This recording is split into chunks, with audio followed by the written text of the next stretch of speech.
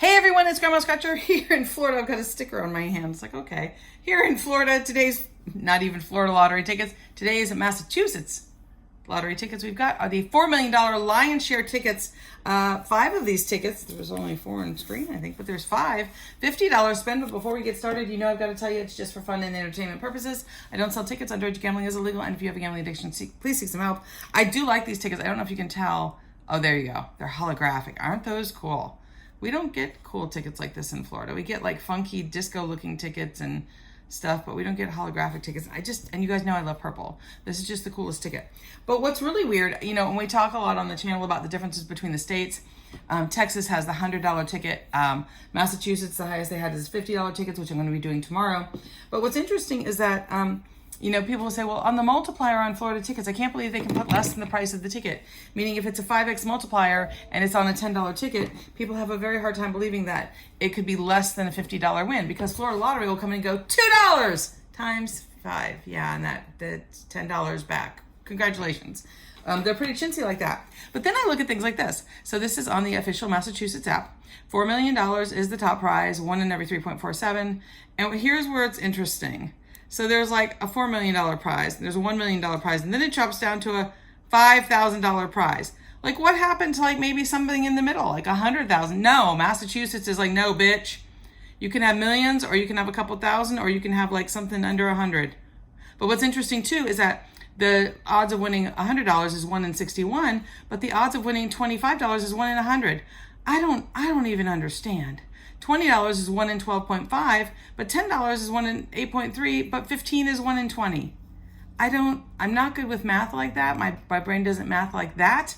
But I do like these tickets. They did catch my eye, and there is still a $4 million prize available. And there's how many of the $1 million prizes? There's still 2 of the $1 million prizes, and I would happily take that. Massachusetts, sign me up. So we're hoping to get the lion's share of the prize money today.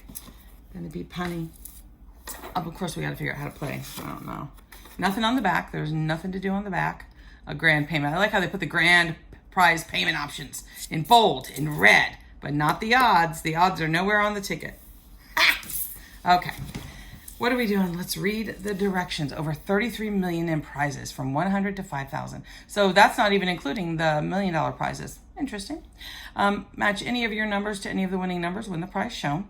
Stack of bills, win the prize automatically. Then, of course, they've got the multipliers, 5x, 10x, 20x, 50x, win that many times the amount. A gold star is all 15 prizes.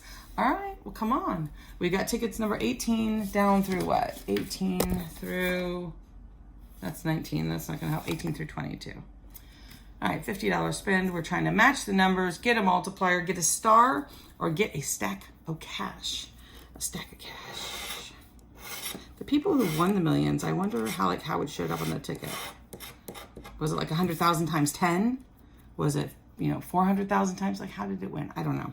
We've got 1, 13, 18, 19, 22, 26. And just to make sure, because I don't play these tickets often, make sure there's nothing on the ends, nothing over here, nothing over here. Nothing to see here, folks. 21, we got neighbor. 22. 28, we got 22 and 26. 7. 3 and 14, neighbor. Even another 11. Let's give 11 a ding just for showing up. Didn't win us anything, but maybe if we're more emotionally supportive of the emotional support number, things may happen. We've got 9 and 8, but we got 18 and 19. And adding the 1 to that doesn't count. 23, neighbor. Come on, man. 17, neighbor. So many neighbors. 12. 24, not even a neighbor. 15. 16, really? 15, 16, 17.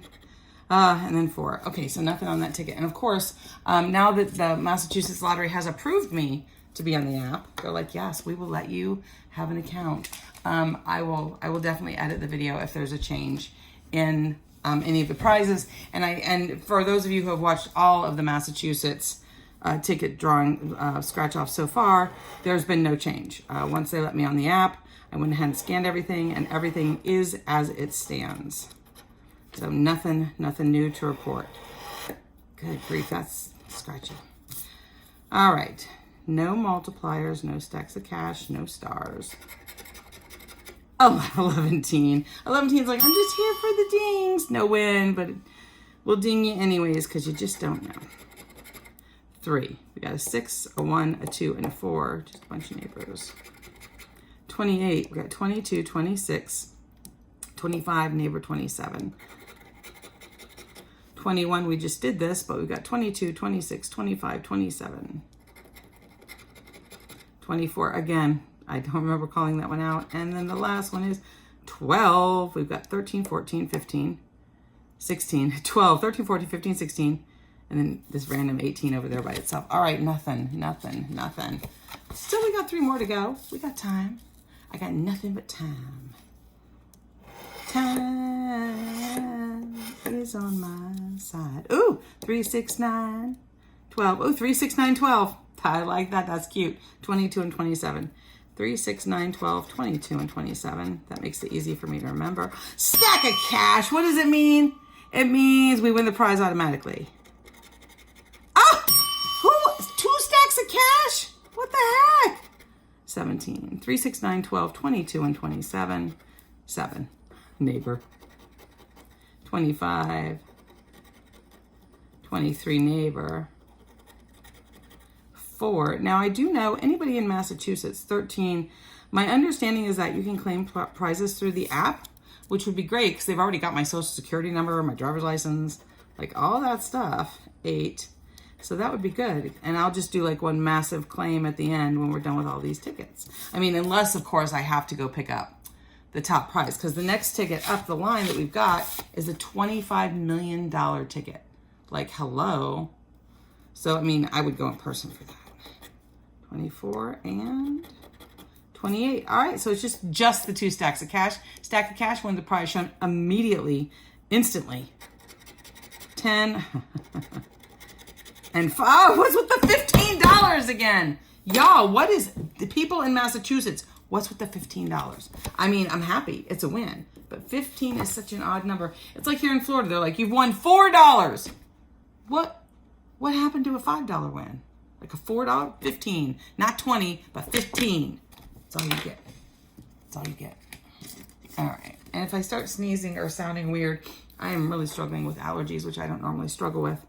But apparently it is allergy season. And I took a Zysol, but I don't think it's taken effect yet. All right, what do we got? 1, 4, 13, 17, 23, 25. Nothing, just some neighbors. 1, 4, 13, 17, 23, 25.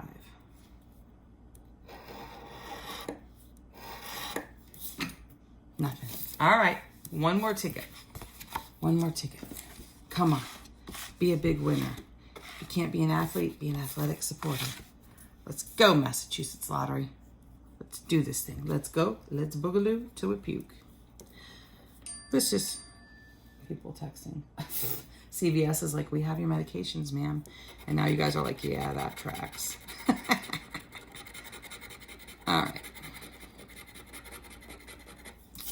7, 8, 14, 15, 17, 25. 4. Of course.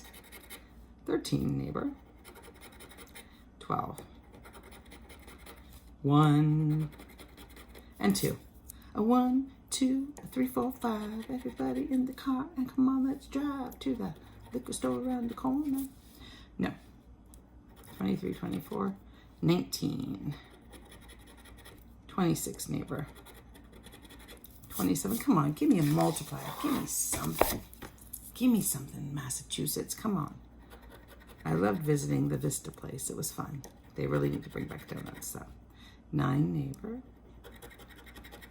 28. 22 and 16. All right, so on a $50 spend, proving that even in Massachusetts, you ain't making a profit. Got back $15, so that's like what? It's a little more than 1/3, but I had a really good time. These were really pretty tickets. Once again, admire the hologram, the holographs, the holographic, whatever. Look at the, ooh. Anyways, I had a good time. If you had a good time, do me a favor, like the video, subscribe, give it a thumbs up, ring the bell, scream it from the rooftops. I don't know. Tell it to the ants marching across your front lawn. Tell it to the alligators as they search for water. It is hot out there, people, hot. But all those things are free to do. They really help the channel out, and I greatly appreciate it. But before we go, we got to come up with something good. And my good thing today actually really isn't applicable to me. It's just in relation to a story my daughter was telling me on the phone today about her experience at a very large, popular chain restaurant the other day, where they were apparently out of chicken tenders, out of hamburger buns, out of plates. How are you out of plates? How does that work? But what really capped it off was that the server was really crappy. Like, I really feel, and I was a server when I was younger. I worked at lots of restaurants. I worked at Red Lobster and a bunch of chains. Anyways, I did. I was a really good server. I made good money. But it's funny because as I get older, I feel like I'd be a better server. Because like now I have kids. My kids are grown. I have grandkids. The things I used to like roll my eyes at, now I'd be like, oh, potential for a better tip. Now it's like, no, you need to run into those things, not away from them. But she was just telling me about this horrible experience I had, and the server was just nightmarish. She was just crappy about the whole thing. Like they were telling my granddaughter that they didn't have hamburger buns, and that they were going to put her hamburger on sourdough bread. And my granddaughter's like, well, what's sourdough bread? Now, to be fair, I mean, sourdough is not your average white bread, which makes me think of the song, Dirty White Boy, it's a dirty white boy. Sorry. Dirty white boy. Had to finish. It's not your average, like, bread, right? It's like got a nuance to it. And it's called sourdough for a reason. But they thought that the children would just be like, okay. And my granddaughter's like, what does that taste like? So my daughter said, can you just bring out she didn't want a whole piece of bread. She wasn't asking for anything for free. Could you just bring out a small piece? And that way we can adjust our order should we need to, because not everybody wants their damn hamburger on sourdough bread. And apparently the server just was really crappy about it. And maybe you all don't know, let me inform you. So at any point during your restaurant dining experience, not only can you ask for a manager, you can be asked to change, you can ask them to change stations for you. You can ask them to move you to another station. And when you do that, the manager knows it's a big, big problem.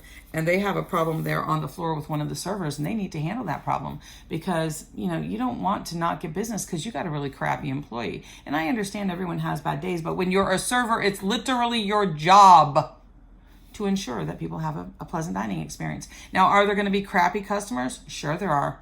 When I was working one time, everyone ran away from this one table and it was sat in my station. And I'm like, I don't understand what the problem is. They're like, those people come in all the time and they never tip and they always have problems with their food. And this was not like, my food is cold. This was like they would put things in the food and then complain. So I was prepared for it, but I was doing my best and I was polite. And they did indeed put rocks in their salad and try to claim that it was from our salad, and it was not.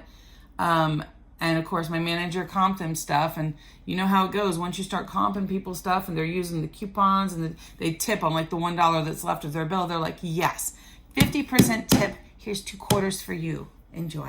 And it's like, no, it doesn't work that way. You're supposed to tip on the pre-everything bill. Okay, the pre-everything. So all of this had gone on. My manager had to come out to the table and apologize, but I guess there was something about me that they liked because they ended up tipping me, and everyone was really mad because they never tipped anyone else. But you never know how it's going to go. But I guarantee you have a better chance of getting a good tip if you're nice. It's literally your job. So what I do appreciate, the good thing here is when I get a good server, because every once in a while I get one. We try not to go out to eat, and when we do go out to eat, I like to get takeout because I want to come home. I want to park my ass in front of my TV and watch a movie or another episode of Lost. No spoilers because we're almost to the end. With my food. I don't want to be sitting in a restaurant with people I don't know and breathing their cooties in. I don't want to do that. I want to bring my food home and eat it here where I'm in my own space. I'm bored in the house and I'm in the house bored. I want to be in my house doing that. So yeah, good servers are hard to come by. If you perchance are a good server watching this video, thank you so much. I appreciate you.